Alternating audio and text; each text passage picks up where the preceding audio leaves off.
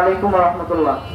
সংগ্রামী বিক্ষুব্ধ এবং সচেতন নাগরিকতা শুরু উপজেলার যুব সমাজ, আপনারা ইতিমধ্যে লক্ষ্য করেছেন গতকাল কথিত ঠিকাদার ভুয়া ঠিকাদার কর্তৃক দাসুন্দা উপজেলার সৎ নির্ভীক সাহসী সাংবাদিক হাসান মোল্লার উপর অতর্কিত হামলার প্রতিবাদ। এই কথিত ঠিকাদারের সাংবাদিকের উপর অতর্কিত হামলার প্রতিবাদে আজকে মানববন্ধনে আমরা উপস্থিত হয়েছি। আমরা বাংলাদেশের ইতিহাস লক্ষ্য করে দেখতে পাই, সাম্য, মানবিক মর্যাদা ও সামাজিক ন্যায় বিচারের জন্য বাংলাদেশকে আমরা স্বাধীন করেছি। পরবর্তী সময় স্বৈরাচারের কবলে দীর্ঘ 16 থেকে 17 বছর বাংলাদেশের মানুষ শাসিত হয়েছে।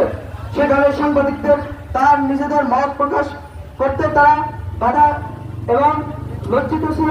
তারা ভয়ের মাধ্যমে সাংবাদিকদেরকে মত প্রকাশের জন্য বাধা দিয়েছিল। কিন্তু 5ই আগস্ট ছাত্র আন্দোলনের গণঅভ্যুত্থানের মাধ্যমে আমরা স্বৈরাচার